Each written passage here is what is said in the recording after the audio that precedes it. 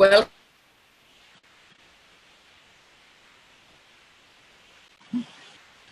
life of power, passion, and purpose. I'm thrilled to welcome Dr. Cynthia Miller to the interview today. And before we start, and before I tell you a little bit more about her, and then she introduces herself, we wanted to set the intention that this interview does exactly what all of you who are listening here needs it to do for you.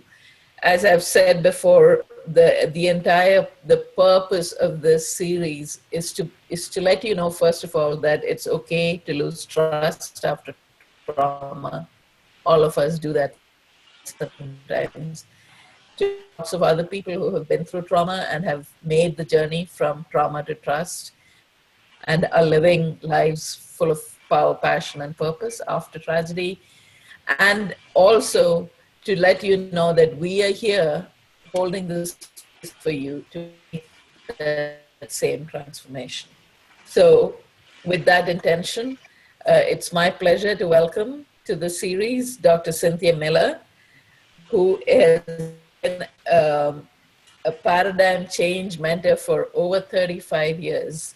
She started off as a young fashion designer, and after a near-death experience that transformed her life and transformed her perception of her environment, she changed direction, and she'll tell us more about this. And she's now has enormous experience helping people change their lives. And she also, what I really found fascinating was that she's helped a lot of people.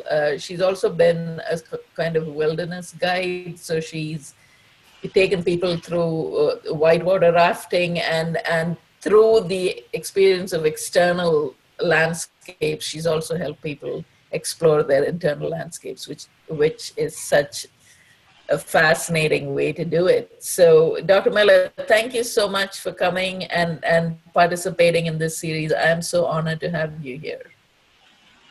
Well, thank you. Thank you so much for inviting me. I'm so excited about this topic of trust after trauma. I just think it's brilliant what you're doing. So thank you so much. Thank you. So in my interviews, I always start off by asking the interviewee to the journey question is what I call it. And in this particular case, because our topic is trust after trauma, it would be great if you could talk to us about your own experience with trust after trauma, and what that topic does for you when you hear it, and how you relate it to your own life. Okay. So it was just about 10 years ago. I had sold my house. I put all my money in the stock market. I put all my belongings in storage because I was getting ready to move to find a new place to live. And I went camping up in the wilderness for a little while, and I came out of the mountains.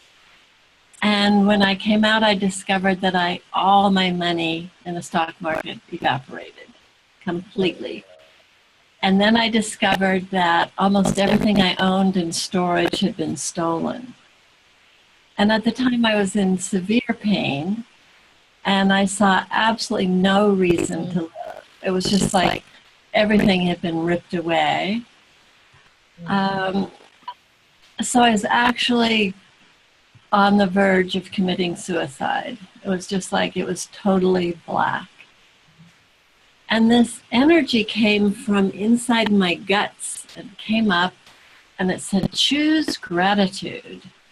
And I thought, choose gratitude? What on earth do I have to be grateful for? And then I thought, well, I'll try it.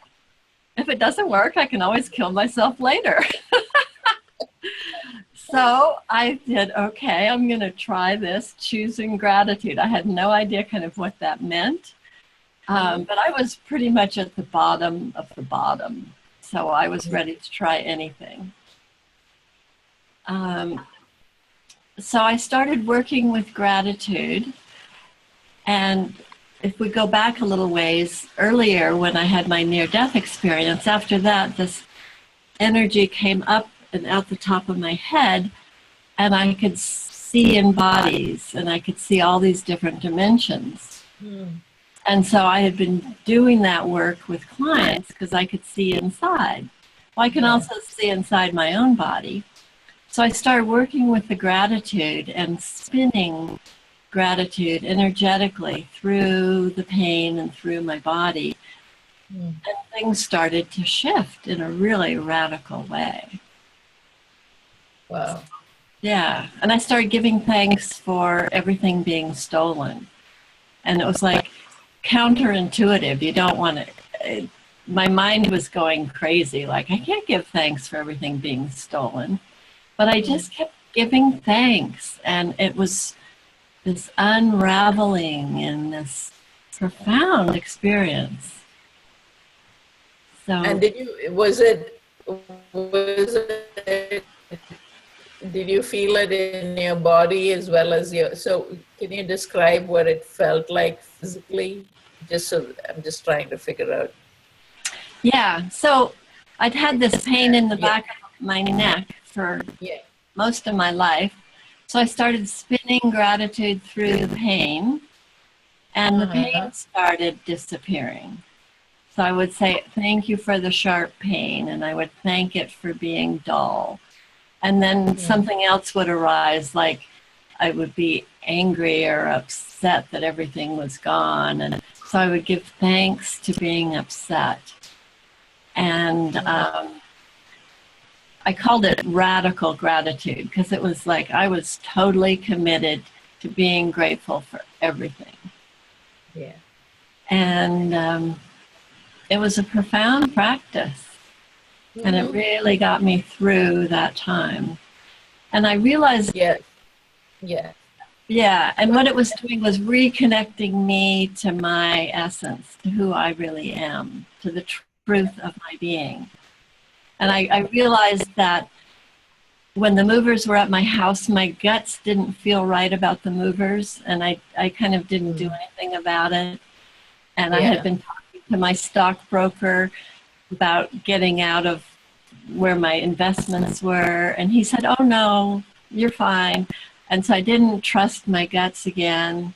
And so I realized I really needed to trust my own inner knowing. Yeah. That's really interesting because an interview we did yesterday that I did yesterday with a couple of experts also talked about the fact, we were ending the interview and we were talking about the fact that the universe first tickles you with a feather, then it throws a brick through your window, and then it comes in with the Mack truck. And you know, if you don't listen to the messages, Yeah. then a lot of the time the trauma that we experience is a stepping stone to a greater level of self-awareness and sort of getting to your highest potential. And so it sounds like that's what this particular incident in your life did, because um, you first of all were forced to listen to yourself, because there was almost nothing else to do. Um, Yeah, I had and what happened after that? So one of the things that keeps coming into my head, this is might be a stupid question. So you internet connection still on, Cynthia? you're cutting in and out a bit. Okay. Yeah. Is your internet connection strong? It looks like it is. Yeah. Okay. Okay. Yeah. So could you So repeat that question? I got yeah. So I was asking you which part of the country you were in when this wilderness, where you went to camp in the wilderness, and what happened. And because I was just thinking, where were you sitting and doing this gratitude practice when I, you know? So I was in the Rocky Mountains in Colorado, and I started the gratitude practice in my tent. All I had was a tent and a car. And so I'm sitting in this little tent in the wilderness, and I was 60 years old doing gratitude. And then after that, things started shifting. I went to offer my services to a local women's resource center. And at the end, the lady said, well, what can we do for you? I was surprised, but she asked me. And I said, well, I would love to house sit. I wasn't about to tell her the whole big story. And she said, oh, okay. And she took down my name. And so a couple of days later, I got a phone call. And this family wanted me to house sit. So I was in this multi-million-dollar mansion house sitting, doing gratitude. So it was just like things started shifting. Yeah. Yeah.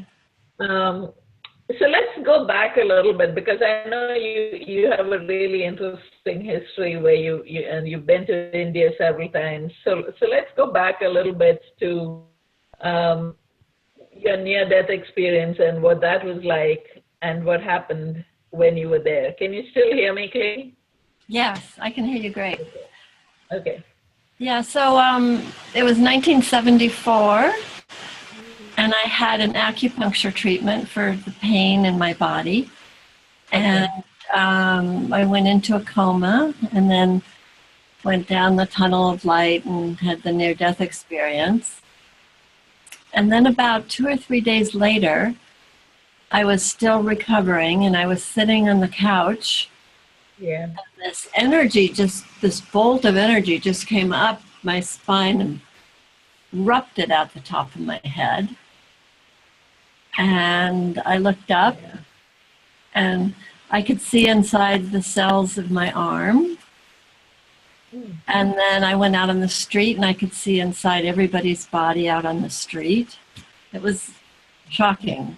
And then I could see like the auras of all the plants and the auras of the trees. And I could see all these multi-dimensions all at once. So it was very hard to function in society, in society. Yeah. I'd go to the grocery store and pass out from all the subliminal messages. And so after that, I became one of the world's first women whitewater river guides. And it was wonderful being out in the wilderness, because then my nervous system could calm down and connect with nature. And so I did that for 5 years. It was really profound. And it felt like I learned the ways of the river, because I wasn't strong enough like the guys to power my way through the river. So I had to learn how to read the water and how to really connect with the water. Yeah. And so then we took passengers, and so they were going through all these things of being in the wilderness, being on these, I was on the country's wildest rivers where people can die falling out of your boat. And so it was like a real life and death situation. And just helping the passengers go through this experience. And also the incredible joy of nature and beauty. And it was just profound. Awesome. So when did you start working with people, as a mentor? When did you start doing that? So then I decided to get a PhD because I could see all these things and talk about all these things. And I was talking about energy, but people thought I was a little woo-woo or something. So I thought, okay, I'm going to learn all the physics. I'm going to learn all the psychology. So I got a PhD in cellular transformation and the psychology of change. And I received that in 1985, and also learned how to be a psychotherapist. So then I opened my own practice in 1985. Okay. Yeah. And so what are the tools that you use with your clients now? How do you use your own experience and the idea about cellular transmission and your ability to see all these multiple dimensions with your clients? How do you do that? What do you use? So it's been evolving over 35 years of what I do, but a lot of it's been the same. It's about releasing the trauma, releasing the blocks in the body that keep people from connecting to their essence, connecting to the source. And then I've added the gratitude part over the past 10 years. So it's been kind of the same, but evolving a lot, if that makes any sense. Yeah. So when you help people to release the trauma, Yeah. how do you do that? What do you just, is that something that you do for them, or is that something that you teach them how to do? No, I teach them how to do it. Okay. So what do you teach? So during a session, the person gets really relaxed, and so then I start talking and asking how they're feeling. Yeah. And we go into any areas that are tight or tense and start releasing those so that your whole body is opening and relaxing, and then you get connected and grounded into the earth. Yeah. And kind of energetically wrap them in a cocoon of love and safety so that their body feels safe while they're going into this process. And then their body leads the way. I'm not in charge. So wherever their body wants to go is where we go. And then, so the person will either feel something, or they'll see something, or they'll hear something. They'll have some sensation. And then we follow that and see where that goes. So at the beginning of the session, we have an intention of where we're headed. Yeah. I'm not the one who leads. It's the body leads, because the body has the intelligence to know. Yeah. So then I start to show them how to release whatever it is. And so there are lots of different techniques on how to release what's going on. And then we go in and start to create new connections. It's like rewiring the body so that there's new neural pathways and new neural connections, so that the trauma leaves, and then we have this new wiring for the new essence, for your own divinity, your own spark to shine and come through. And yeah, go ahead. So it's a different process every time of exactly where we go. Yes. But the general process is the same. The intention of the process is to get more in touch with their own inner essence. Yeah. And the actual path that each session takes might vary. Yeah. Is that right? Yeah. Yeah. I think there's a little bit of a delay. It might be because we're in different countries. Right. So I was just about to say that I know that you've read my through every time in the blog, is that the most important thing for people to realize is that they're all expressions of divinity, and that the ultimate truth is understanding that and being able to live up to that divinity almost. to be able. But I was curious about what types of clients do you get? Who are the clients who come to you when? Yeah, give me Yeah. an example of yeah. Okay. When I first opened my practice, Yeah. it was all women who'd been sexually abused. I mean, they just came in droves. Okay. And then over the years, that's changed. And now it's more people who are really interested in living more fully of who they are. They see that they have inner blocks that's kind of cutting them off from their divine essence being out in the world. Yeah. So now it's more about people in business or who want to change their life. So it's kind of evolved over the years to Yeah. how it's Yeah. happened. Yeah. So, is there a story of a particular client that stands out for you in terms of how you worked with her or him, and how their lives changed?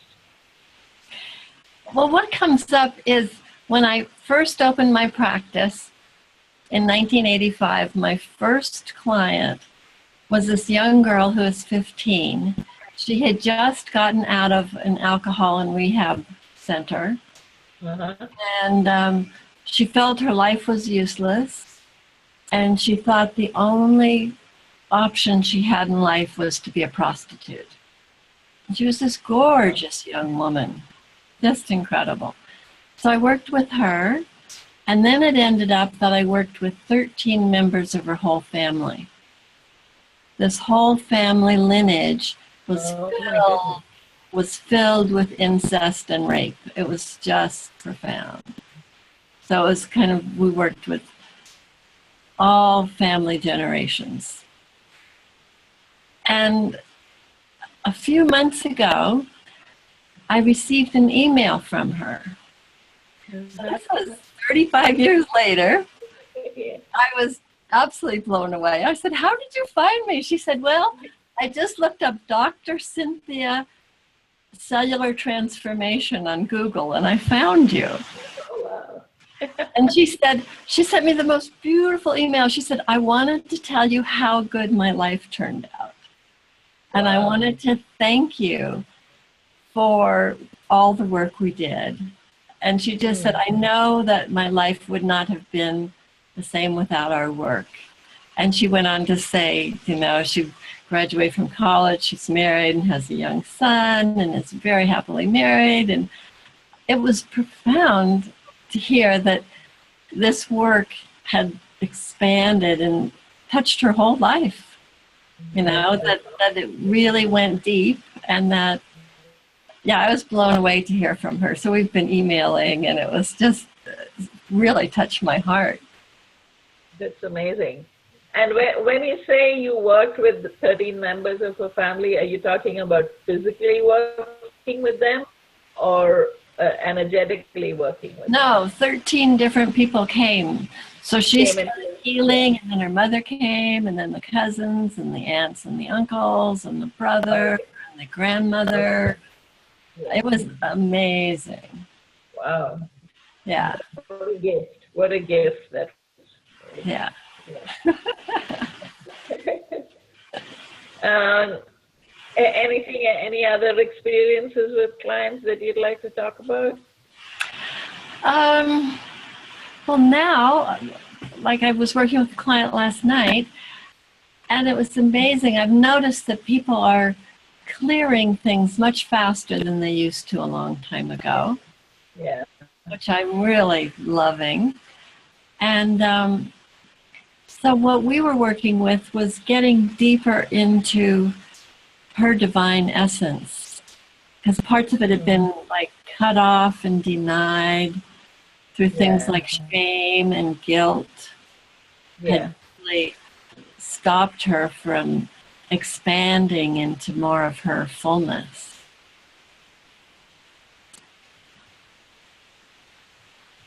So I'm pleased that people are it's like I feel like the time is ripe for people to really blossom. Yeah, reach their full potential in its countless senses, really, right? Yeah. And there's a lot of us who are in this, you could call it new age if you want, but we are all talking about how this is a time of profound shift. Yes. This is the time when there's a whole new paradigm shift happening in the world, and I think we can see it.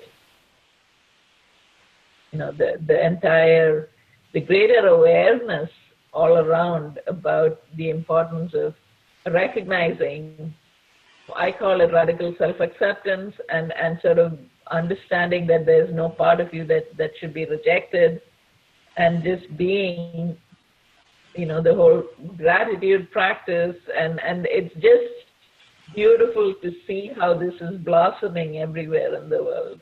It's amazing. Yeah, I'm so excited that, it's like as we look at our internal wars, our internal traumas and heal them, I think it's going to make a tremendous impact on the world. And and I'm noticing it's so much easier to clear everything than it used to be years ago. It's clearing much, much faster and much easier. Yeah, so we talk about how, we in Hinduism we talk about tattvamasi, that what you see outside is you, is the translation of that. And the way I interpret that is what we hear when we talk about the mirror, that the world is your world, or your experience of the world is a mirror of your inner world. And so exactly as we clear our inner conflicts, and as we become more and more at peace within ourselves, that has to be reflected in what we see outside in the world. And it's only that way that we can reflect. We can change the world, really. In Gandhiji's words, be the change that you want to see in the world. So. Yes, I totally agree with that. Yes, that's beautiful. I do want to talk about your website and your I think you have a gift for something that our listeners and viewers can access through our Facebook group. But I also don't want to let you go without you telling me a little bit about your experiences in India and what you did there, and so I would love to hear a little bit more about that. Okay, great. The first time I went to India was 1964. My father was working there, and we were up north in Rajasthan. Yeah. And it was a difficult time for me. It was during a great famine, and I had never seen poverty like that. I had never seen people death like that. And it really was hard for me to experience humanity at that level of suffering, pain. Yeah, it was very difficult. And then I went back in 1994. I was pulled back by a spiritual teacher. And I went to southern India. Well, I went first to Lucknow and then to southern India. And there I had an amazing spiritual awakening. Yeah. The energy was so intense and so profound at the ashram. It was just beautiful. And part of in Sri Aurobindo's ashram? Was it in Sri Aurobindo's ashram? No, it was Sri Ramana Maharshi. Ramana Maharshi ashram. Yeah. In Tiruvannamalai. Yeah. I would go up into the cave in Arunachala and meditate, and it was Yeah, it was amazing. And that sense of devotion or gratitude, I feel like it's not a good, English doesn't have a good word for that. Yeah. That inner connection with the divine. Mhm. So that's what came to me after I lost all my money, was that energy. Yeah. And I labeled it gratitude, but it's deeper than gratitude. Yeah. It's this inner divine connection that comes through this thankfulness. And I think what comes through is that uh, you know that you're never left alone. Actually, that you're never abandoned. That you may lose faith in the divine, but the divine almost never loses faith in you, and you're always held and sort of shown the way back. And I think your experience where you were sitting there angry and frustrated and not knowing where to turn, and of course, your previous experiences helped you to access that more easily. But to then have this voice come up and tell you, be grateful now, and for you to have the wherewithal to follow that, to stop to follow that instead of going ahead and killing yourself, is I think is for me a demonstration of how gently we are held not in a tight embrace, but we are held in almost with the knowing that nothing bad is happening to you. You're divine. I'm part of you, so don't have to worry. Is for me the message that God has for us, and that comes through in moments like that. And so I hope the viewers and listeners are getting that you are always held, and that you may lose faith, but there is a force in the world that holds you in faith and knows that you will come through through what you may thought was an impossible thing to live through. That gives me so much hope, and which is what I'm hoping the series gives a lot of people. Yeah, and saying that, it's like this being held.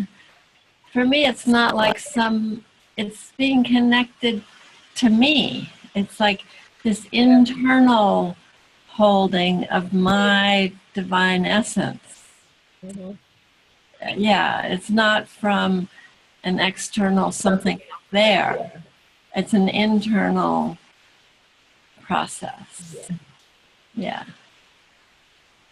So let's talk about how, if the viewers or listeners wanted to get in touch with you. Of course, like I've said before, we will have a private Facebook group that is that all the people who have signed into this series will have access to, and so we will be posting all your website and links to your books and your photographs, or will all be there. But tell the viewers what you do, how they can get in touch with you, what a typical session with you, or how you design a consult with you and things like that. Okay. So you can get in touch with me through my website. Mm-hmm. So you'll be posting that link, right? Yeah. Okay, and then the Radiance Project, right? It's the radianceproject.org.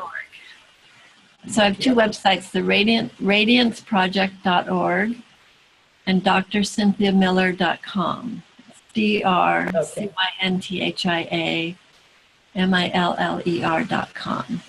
So you can contact me through either one. So I work with people in different ways. One is I have an online program that I've devised for sexually abused women. And I created that after that woman contacted me, who I'd worked with years ago. Yeah. like, oh, okay, I want to be able to reach out and work with people all over the world who need that kind of help. So that's, you do it at home in your own pace. It's a very safe program for women who've been sexually abused. And then for one-on-one work, Yeah. I have different programs that I do with people, but they're all specialized. So what we do is if you're interested in that, you just fill out there's an application form of what it is that you're interested to work on. If it's Okay. your business, your lifestyle, whatever it is that you're wanting. And then I'll call you on the phone and we devise a specific program just Okay. for you. Yeah. Yeah. And so that is all specific just for that person. So that's how that's designed. That's great. And during that process, it's like I'm holding them in this container of love as they're shifting. And so it's a very safe way to do the work because it's an intense work to go in and look at your fears and traumas and shift all of that. So it's a very nice package to keep you safe. Yeah. And I think do you have a gift for the listeners, or is there something? I do. Okay. So after that trauma experience, and it said choose gratitude. Yeah. What happened was I started taking photos and I started writing, and a book evolved called The Art of Radical Gratitude. And part of the book is called the Gratitude Toolkit. Okay. And so that's the free gift, is the Gratitude Toolkit. So it's how to use gratitude in your body, in your life, to shift whatever's going on. So that's a gift that I really want to share with. Perfect. Yeah. And for the viewers, as I said, all of this will be available through the Facebook group. So don't worry if you didn't get down the names of the websites or anything. It'll all be available to you without any.